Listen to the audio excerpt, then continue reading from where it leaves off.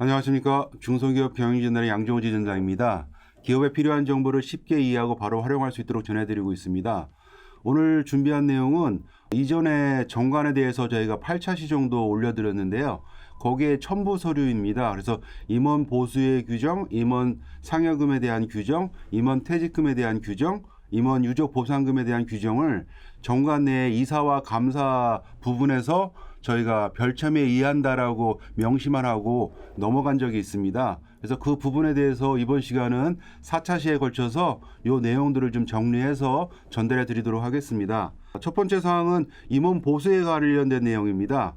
상법에서 말하는 임원의 보수는 매월 지급하는 급여, 월급뿐만 아니라 상여금이나 퇴직금도 같이 보수라고 보고 있습니다. 그러면 정관상에서 이 보수를 갖다가 포괄적으로 다 명시를 해 놓으면 그 안에 상여금과 퇴직금도 포함될 수 있다라는 그 부분 참고하시고요. 상법 제388조에 보면 이사의 보수는 정관에 그 액을 정하지 아니한 때에는 주주총회의 결의로 이를 정한다고 되어 있습니다.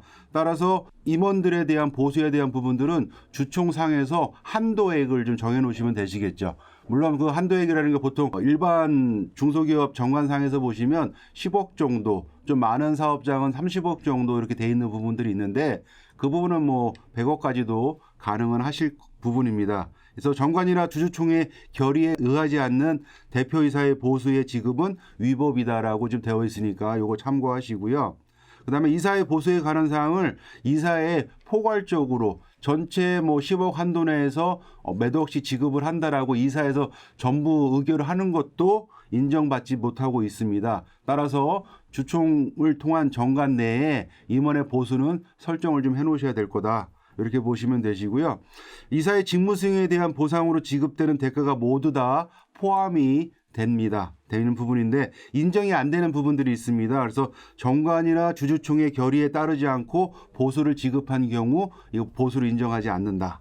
이사회의 보수 결정을 포괄적으로 위임한 경우에도 인정하지 않는다. 주주총회나 이사의 결의를 형식적으로만 개최를 해서 진행한 경우에도 인정을 받지 못합니다. 그래서 인정을 받지 못하는 부분까지도 뭐 괜찮을 수도 있을지 모르겠지만 그 금액이 상당하거나 회사에 또 치명적인 리스크를 안겨줬을 때는 이거에 대한 회사에서 손해배상 청구도 들어올 수 있는 부분이거든요. 그래서 상법상으로는 특별 배임죄라는 부분을 적용받을 수가 있고 형법상으로 볼 때는 업무상 배임죄라는 부분도 받을 수 있기 때문에 이 보수라는 부분들은 명확하게 정관에 명시를 하시고 가시는 게 좋으실 것 같습니다. 대법원에서는 임원 보수의 적정성에 대해서 몇 가지를 좀 나열을 좀 해놨습니다. 임원이 수행하는 업무의 성질과 책임의 경중에 따라서 보수를 책정한다. 동일 회사 내의 사용인에 대한 보수 지급 사항을 좀 체크를 한다. 비교를 해야 되겠죠. 누구 월등하게 같은 회사 내에서 차별화를 두지 않는다. 이런 부분이고 업무 수행 시간, 유사한 업무에 대한 다른 기업의 보수 수준, 같은 업종에 같은 업무량을 갖는데 다른 회사와 너무나 차별화된 보수를 가져가는 것도 문제가 될 수가 있다. 보수액이 기업 이익에 좌우되는지 이익보다도 더 많은 보수를 책정하신다는 것도 문제가 될 수 있지 않겠습니까? 이런 부분도 보고 있다는 부분이고 회사 보수 정책의 일관성 여부 요 딱 우리가 보통 대표님들 특별한 임원 아니면 또 어떤 한 분에게만 치중되는 그런 보수 체계를 갖다가 대부분에서 인정하지 않는다라는 부분이고요. 보수와 기업 지분이 상호 관련이 있는지 여부를 종합적으로 판단을 해서 그 보수의 적정선을 보고 있기 때문에 이 보수에 대한 부분들은 회사에서 크게 벗어나지 않는 범위 내에서 이런 전문가 분들하고 같이 의논해서 적정하게 설정하시는 게 좋을 것 같습니다. 그래서 정관상에서 보시면 실제적으로는 이런 식으로 좀 책정을 하고 있고요. 임원 보수의 목적에 임원 보수 지급에 관한 사항을 목적으로 이렇게 정하고 있고 적용 범위는 대표이사, 이사, 감사에 한해서 적용한다. 등기부상 등재되어 있는 이사 및 감사를 말한다. 그다음에 여기다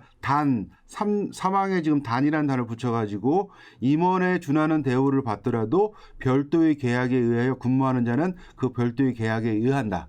해서 우리가 회사 내에서 보시면 보통 이사님, 뭐 상무님 해가지고 임원으로 부르고는 있지만 사실상으로 이제 근무하는 거는 직원의 역할을 하시는 분들이 있으시잖아요. 부장급으로 계시지만 저희가 호칭상 임원으로 부르는 분들, 이런 분들은 요 임원 보수 규정을 준하지 않고 그분들은 연봉 계약서를 갖고 있다든지 기타 계약서를 준해서 지급을 한다라고 이 적용 범위를 갖다가 좀 한정화시켜 놨다는 부분이고요. 지급 대상의 범위는 보수행위 확정되는 시점에 근무하는 임원의 지급이 된다. 그래서 주주총회를 통해 가지고 정관에 이 보수액을 갖다가 명시를 하겠죠. 명시를 하게 되면 그 이전의 거하고 그 이유는 분리해서 지급을 한다라고 이해하시면 되실 것 같고, 보수의 대상 기간 및 구성을 보면 매년 1월 1일부터 12월 31일까지를 그 대상 기간으로 한다. 그냥 회계 연도를 대상으로 한다. 이렇게만 보시면 되실 것 같습니다. 임원의 보수 한도는 좀 지금 여기 이사나 감사란 직책을 가진 분들한테 10억 원의 보수를 한도를 설정하겠다. 그 다음에 그 10억 원 내에서 이사회를 통해 가지고 실질적으로 급여나 상여에 대한 부분들은 별도 책정을 하겠다라고 있습니다. 근데 여기서 보시면 임원의 보수에 대한 부분들에서 비고에 보면 퇴직금과 유족보상금은 제외를 했다. 그 뜻은 퇴직금과 유족보상금은 별도의 규정에 의해서 지급을 하겠다라고 이렇게 좀 비고상을 넣어놨고요.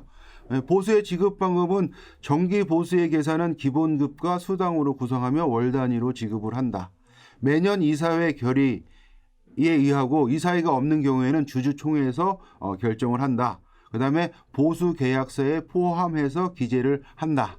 그 다음에 보수는 통화로 본인에게 지급을 한다.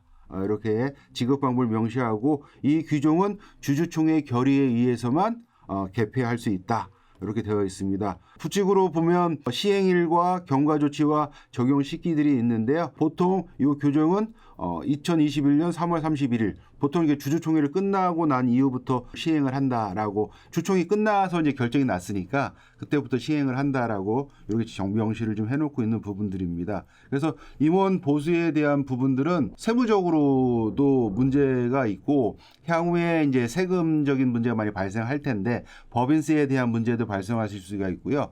그다음에 임원이 보수로 받아간다는 거는 임원한테 소득세가 발생하시는 부분이잖아요. 그러면 소득세에 대한 부분들이 같이 아우러지는 부분들이 있기 때문에 보수에 대한 부분들은 정관에 명확히 명시를 하시고, 또 회사 규모, 또 회사 업무, 같은 회사 규모 해서 다른 회사에 또 적정적인 보수의 형평성 뭐 이런 것들을 갖다가 조합을 해서 해놓으셔야 안전하다고 볼 수가 있습니다. 이런 부분들은 저희 중소기업 경영진단으로 같이 의논을 해주시면 저희가 좀 회사에 맞는 보수 체계를 만들어 드리도록 하겠습니다. 오늘은 요 시간은 이곳으로 마치고요. 다음 시간에 임원 상여금 지급 규정에 대해서 다시 알아보도록 하겠습니다.